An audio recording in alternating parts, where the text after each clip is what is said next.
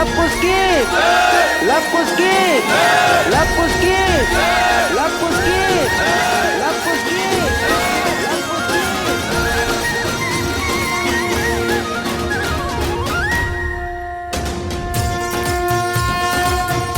ये टीका आपके इस गांव पर आधिपत्य का संकेत है। आज से आप दोनों इनके नायक, इनके राजा हुए।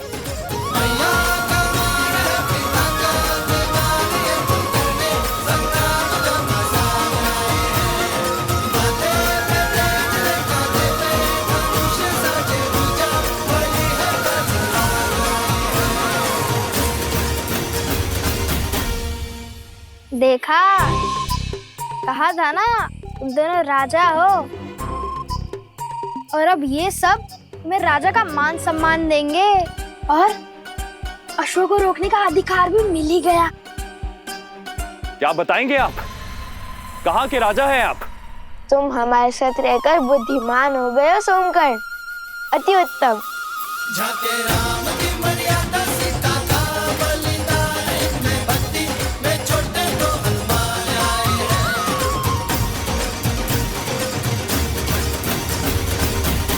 अरे शिवर, क्या आप हमें माता सीता के बारे में जानकारी दे सकते हैं? उनकी कथा, उनकी गाथा क्यों संसार से छुपी है? देवी सीता ने स्वयं को संसार से छुपाना स्वयं ही स्वीकारा है। उनकी इच्छा का सम्मान करो पुत्रों। किंतु उन्हें छुपने की क्या आवश्यकता है? वो तो निर्दोष है ना?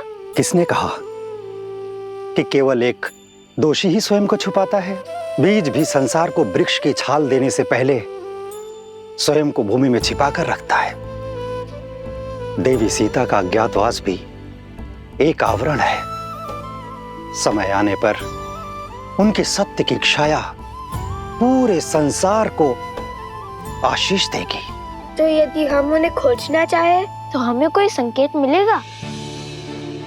तो कदाचित इस बार बीज को अंकुरित होने में सहायता की आवश्यकता है। देवी सीता, विधि का विधान है बच्चों, और विधान में जब जहां जिसकी आवश्यकता होती है उसके वहां पहुंचने के संकेत और मार्ग स्वयं ही बन जाते हैं।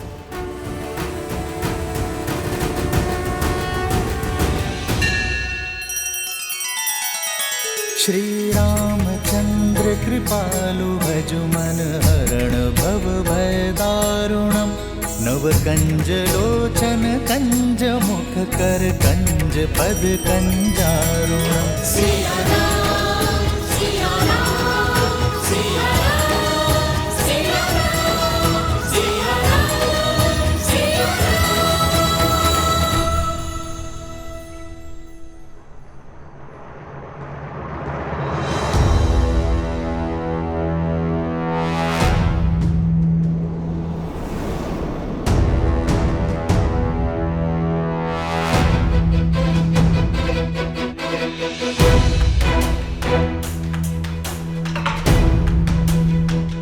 यहाँ युद्ध के बाद छाई शांति है। ना पशु है और ना ही पक्षी। सब भयभीत होकर छिप गए हैं, अर्थात युद्ध निकट ही घटा है।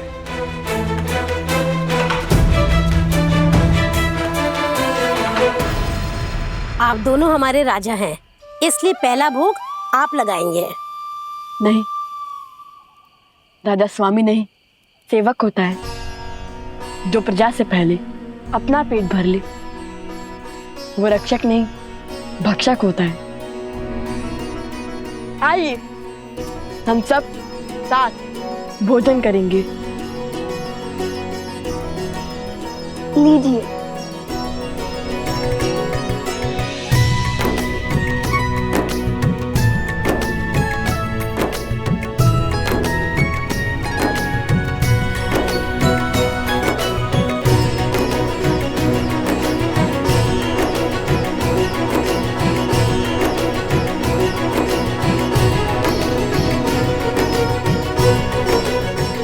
आहा, आनंद आ गया। बड़ा परिश्रम किया है ना सुबह से। अच्छा आप बताओ, तुम दोनों ने उस बूटी को पहचाना कैसे? इतनी बूटियों के बीच में तुमने इस एक बूटी को कैसे खोजा? जब मन में धर्म की धुन लिए कोई सुकर्म करने निकलो तो स्वयं प्रकृति भी आपकी सहायता करती है। और फिर रामायण की कथा है ना हमारी सहायता के लिए। हमें पता था ऐसी चमत्कारी बूटी चमकती ही होगी। वो हुआ ये भैया कि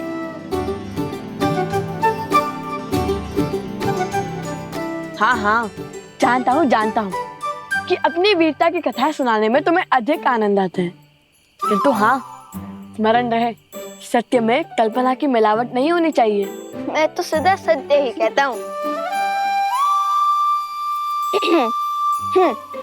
तो हुआ ये कि हमें ज्ञात था कि बूटी अवश्य चमकेगी, किंतु जब हम वहां पहुंचे तो देखा यहाँ तो हर वनस्पति चमक रही है। चलिए भैया नीचे चलते हैं। इतनी शीघ्र हार मान गए तुम? नहीं, मैं तो नीचे तल से हनुमान जी की भांति पर्वत हटाने की बात कर रहा हूँ। पर्वत उठाना इतना सरल लगता है तुम्हें? तब तो एक ही मार गए, इतना घोर युद्ध कर थक गए। अब एक एक बूटी खाकर ये पता करना होगा कौन सी काम करती है।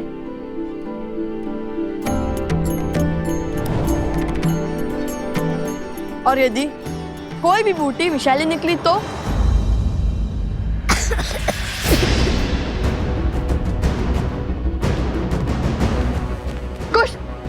कुछ तुम ठीक तो हो ना? कुछ उगलो से कुछ।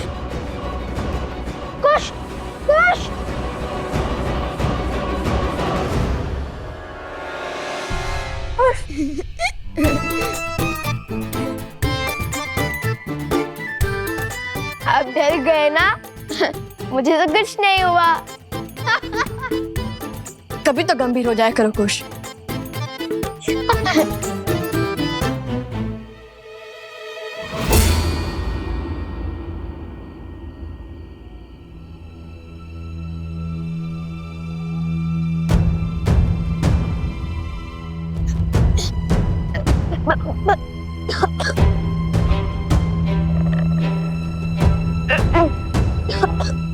बार बार तुम्हारे जाल में नहीं फंसूंगा मैं। अभिनय का कोई लाभ नहीं है।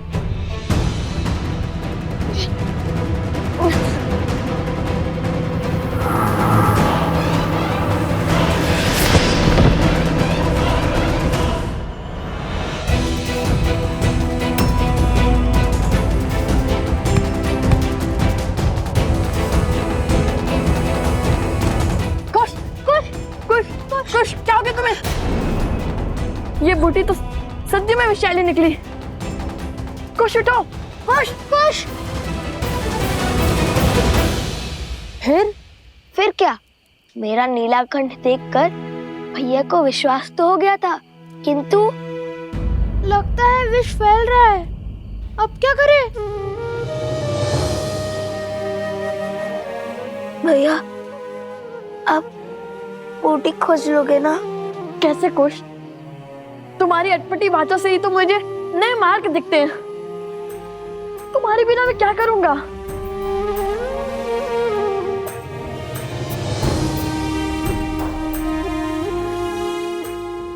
ये बूटी विषैली है, ये तो पता चल गया ना।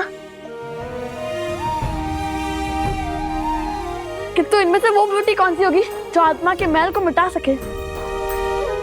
मैं तुम्हें कुछ नहीं होने दूंगा। मैं बूटी अवश्य खोजूंगा। सोम, तुम कुछ के साथ रहो, मैं बूटी लेकर आता हूँ।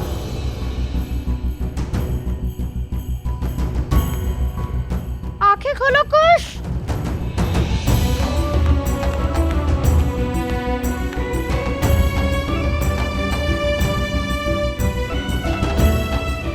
मलिनता को कौन मिटा सकता है? ऐसी क्या पवित्रता हो सकती है? अग्नि? नहीं, गंगा, किंतु वो तो यहाँ से कोसों दूर है। हे प्रभु, सहायता कीजिए हमारी।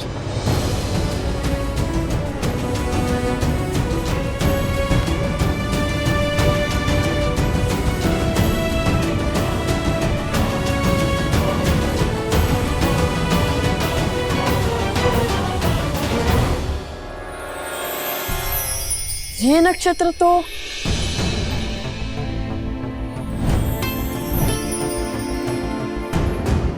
पुष्य नक्षत्र है, पवित्रता का चिन्ह। और पुष्य नक्षत्र के स्वामी तो स्वयं बृहस्पति देव हैं। हे बृहस्पति देव, सहायता कीजिए हमारी। ओम बृहस्पते नमः, ओम बृहस्पते नमः।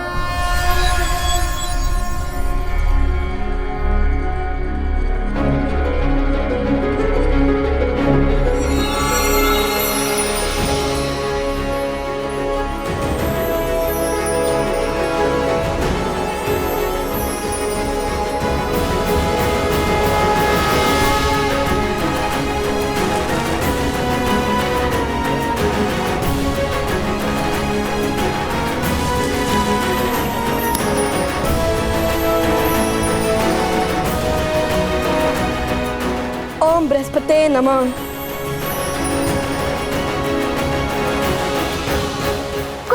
कुश। ओम बृहस्पतिये नमः, ओम बृहस्पतिये नमः।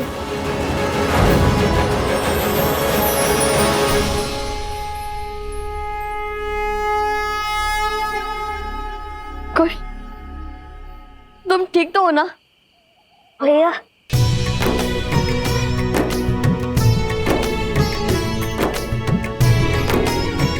कुश, मेरे भाई, इस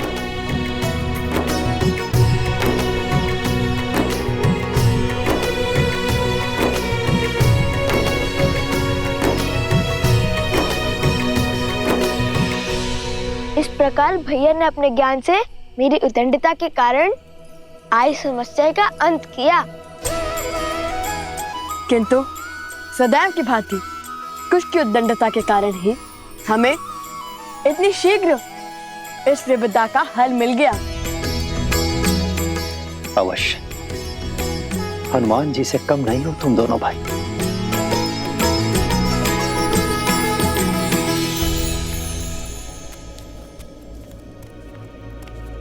पूरा वन घूमकर पुनः यहीं पर आ गया। मुझे कोई संकेत नहीं मिल रहा।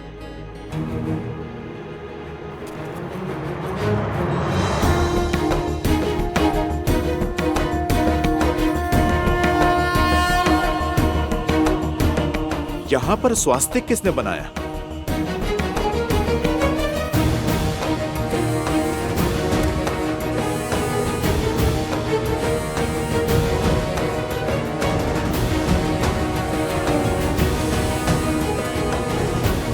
केवल इसी वृक्ष पर चिन्ह है।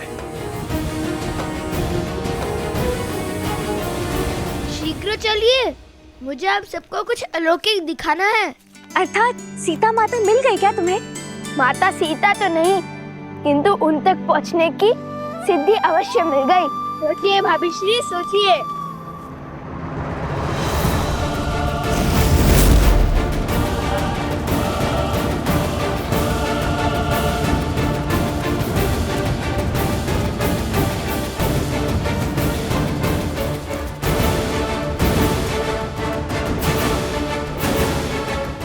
अरे अब शीघ्र चलो, हमें उस वृक्ष तक पहुंचना होगा, अन्यथा तुम्हारी सिद्धि कोई और ले जाएगा।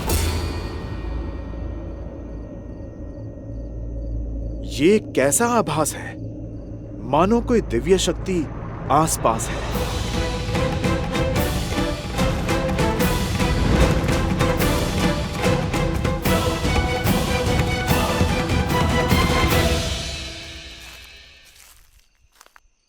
हनुमान जी, सैनिकों,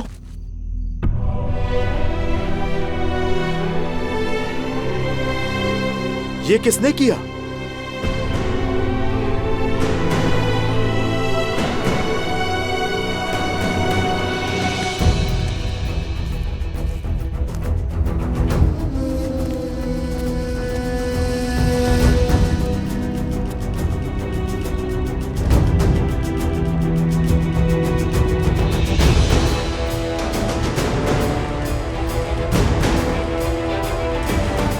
हम इसी गड्ढे में गिरे थे हनुमान जी।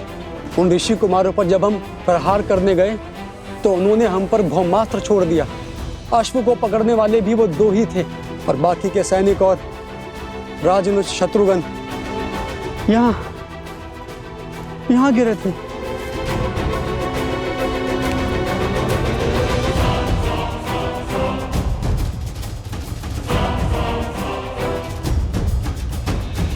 हम उन्हें बचा नहीं पाए, मैं गड्ढे में ही रह गया।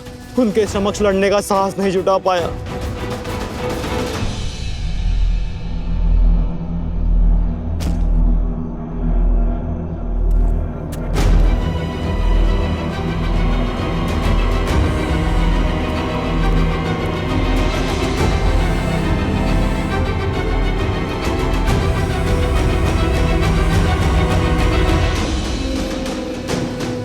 ये सब मूर्छित हुए हैं, इनके प्राण नहीं निकले हैं, सम्मोहन अस्त्र के पाश में बंधे हैं जो केवल देवताओं से ही मिल सकता है।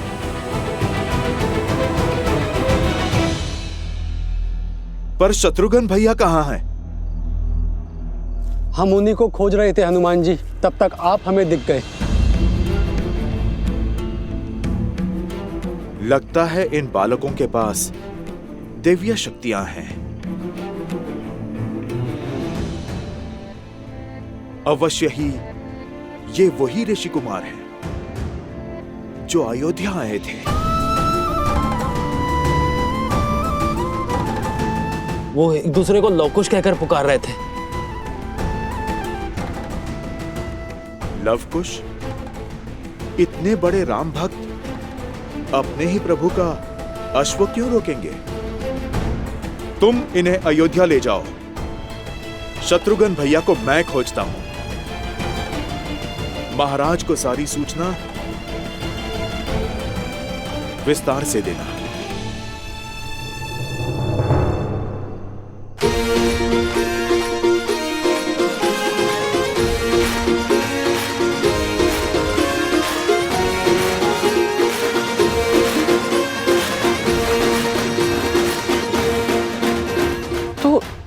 तुमने उसे पकड़ ही लिया? है ना अद्भुत? कहा था ना, लवकुश कुछ भी कर सकते हैं। सच्ची में तुमने उसे पकड़ लिया? अरे अवश्य। अब चलिए, हमें वो स्वर्ण कमल लेकर आश्रम भी पहुंचना है। कल सुबह पूजा है।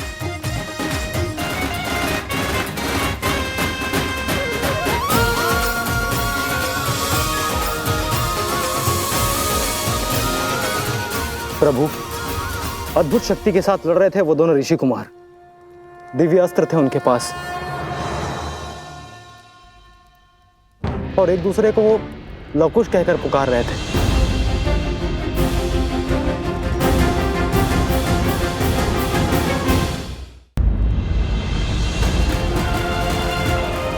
महाराज, ये तो वही 2 ऋषि कुमार हैं जिनके गायन ने हम सभी को मंत्रमुग्ध कर दिया था।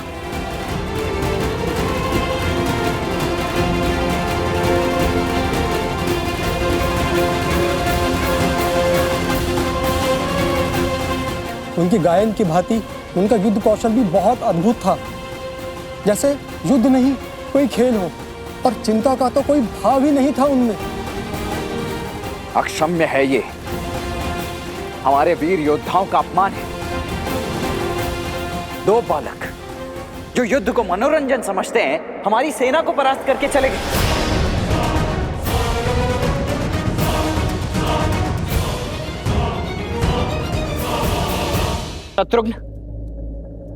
शत्रुघ्न कहाँ है? जी वो रामानुज और बाकी सैनिक सम्मोहन अस्त्र से मूर्छित हो गए थे। और उसके पश्चात राम और शत्रुघ्न लुप्त हो गए। हनुमान जी उन्हें खोजने का प्रयास कर रहे हैं।